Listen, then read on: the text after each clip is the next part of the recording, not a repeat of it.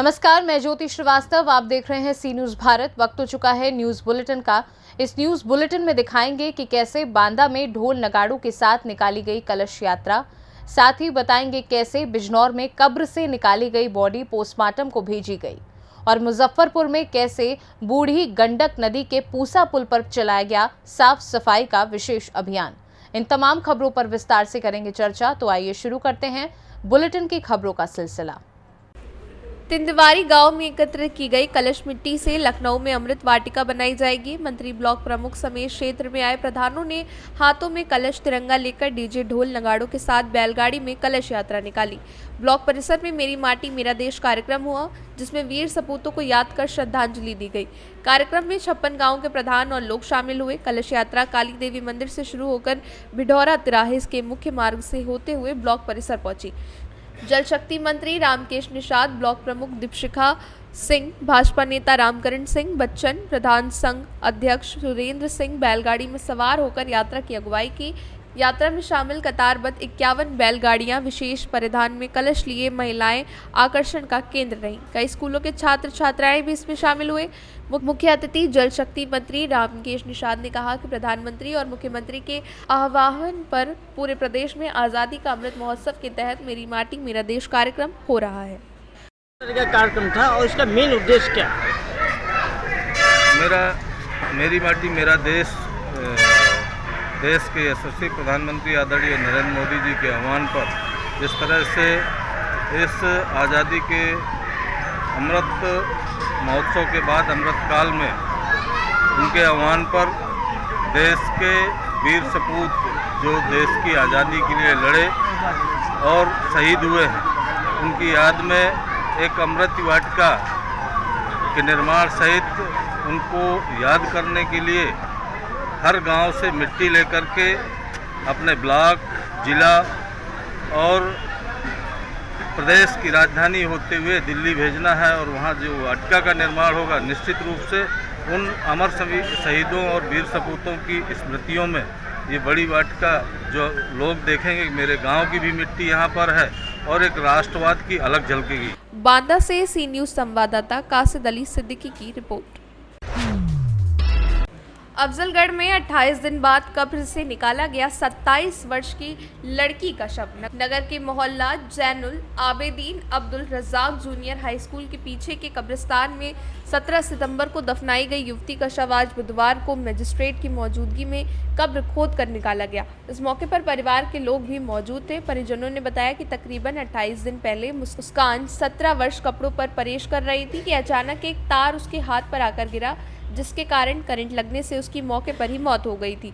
युवती की मौत से परिजनों में कोहराम मच गया था। मृतका 4 भाई और 2 बहनों में दूसरे नंबर की थी और महाविद्यालय की छात्रा थी। इस मौके पर एसडीएम मोहित कुमार, सीओ धामपुर भरत कुमार, अफजलगढ़ कोतवाल योगेंद्र सिंह चौधरी, कस्बा इंचार्ज गोपाल सिंह, चेयरपर्सन पति जावेद विकार, भाजपा नेता सलीम अंसारी, मोहम्मद जैद सहित परिवार के लोगों की मौजूदगी में अफजलगढ़ पुलिस ने कब्र से शव को निकलवाया। उसके बाद शव को सील कर पोस्टमार्टम के लिए जिला अस्पताल बिजनौर भेज दिया। क्या मामला था सर ये आज जो आप कब्र से बॉडी निकाली है? जी, आज ये कस्बा अफजलगढ़ में जिलाधिकारी बिजनौर महोदय के निर्देश के क्रम में एक मृतका मुस्कान पुत्री सलीम अहमद के शव को कब्र से निकालकर और उनकी मृत्यु की सही जांच के लिए पोस्टमार्टम के लिए बिजनौर भिजवाया गया। Thank you. बिजनौर से सलीम हाशमी के साथ सी न्यूज संवाददाता अजमल अंसारी की रिपोर्ट।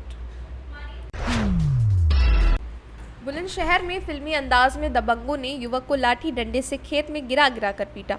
लाठी डंडों से पिटाई की वीडियो भी सोशल मीडिया पर वायरल हो रही है। पड़ोसी गांव के आरोपी गोलू फौजी ने साथियों के साथ मिलकर युवक को बेरहमी से पीटा।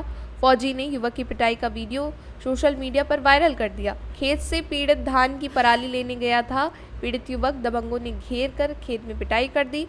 फौजी से रहम की भीख मांगता रहा पीड़ित युवक। आरोपी लाठी से युवक की बेरहमी से पिटाई करता रहा। घायल पीड़ित युवक को जिला अस्पताल में इलाज के लिए भर्ती कराया गया। पीड़ित के भाई ने शिकारपुर कोतवाली में तहरीर दी। आरोपी फरार, पुलिस जांच में जुटी हुई है। वायरल वीडियो शिकारपुर कोतवाली क्षेत्र के बैरीना जानीपुर गांव के जंगल का बताया जा रहा है। बुलंदशहर से सी न्यूज संवाददाता अदनान इबाद की रिपोर्ट।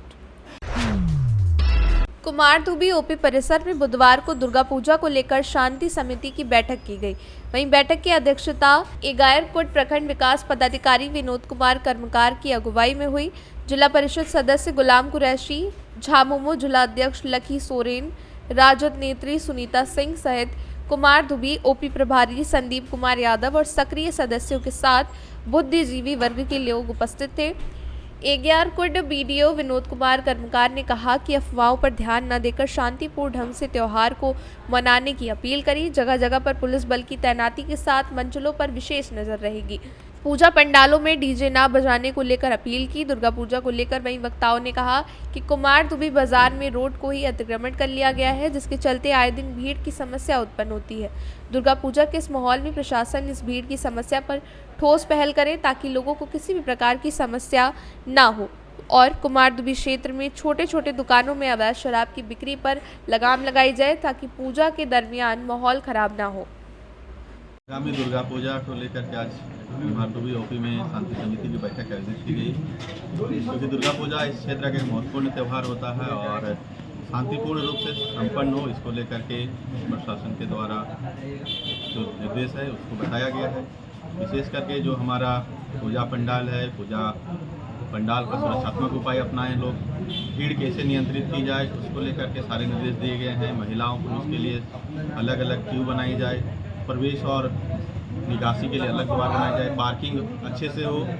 साथ ही हमारा जो मेला लगता है कहीं पर, वहाँ पर अलग से विशेष हेल्प डेस्क वगैरह रखे लोग ताकि लोगों को सहूलियत हो और अधिक से अधिक संतुलित रूप से और सुरक्षित रूप से पूजा मनाएं, इसको लेकर के बातें की गई। साथ ही विसर्जन को लेकर के स्पष्ट निर्देश दिया गया है कि जो रूट चार्ट है, रूट चार्ट के अनुसार ही विसर्जन करेंगे और जो निर्धारित समय होगा उस पर सभी लोगों को विसर्जन करना है। प्रशासन इसको लेकर के पूरे सतर्क रहेगी, हमारे पुलिस प्रशासन और हम लोग सारे साथ रहेंगे और जो भी समस्याएं होगी उसका हम लोग उसमें निराकरण करेंगे। आशा करते हैं पूजा जो है अच्छा से होगा और शांतिपूर्ण रूप से हम लोग मनाएंगे। जिस तरह से जल स्तर अभी बढ़ा हुआ है नदी तालाबों में, क्या कहना चाहेंगे सर विसर्जन को? विसर्जन के लिए स्पष्ट निर्देश किया गया है कि शाम होने के पहले ही, सूर्यास्त के पहले लोग विसर्जन करें ताकि किसी तरह का अनहोनी इस क्षेत्र में न हो। झारखंड से सी न्यूज़ संवाददाता आजाद अंसारी की रिपोर्ट। बूढ़ी गंडक नदी के सैदपुर पुसा पुल पर गंदगी, सड़ाग और कीचड़ युक्त कचरों की साफ सफाई की पहल स्थानीय नवयुवकों के द्वारा की गई। सुबह सवेरे पूसा के युवा व्यवसायों के द्वारा स्थानीय लोगों की मदद से अत्यंत सड़ांध युक्त कचरों की साफ सफाई का अभियान चलाया गया। पुल के विभिन्न हिस्सों में तथा नालियों में यह अभियान चलाया गया और इन स्थलों को गंदगी मुक्त किया गया। इसके बाद यहां ब्लीचिंग पाउडर का भी छिड़काव किया गया। इस दौरान युवाओं ने बताया कि पुल पर छोटे बड़ी गाड़ियों की पार्किंग, गुपचुप आदि की दुकानें खोले जाने आदि की वजह से जगह जगह कचरों का अंबार लग जाता है।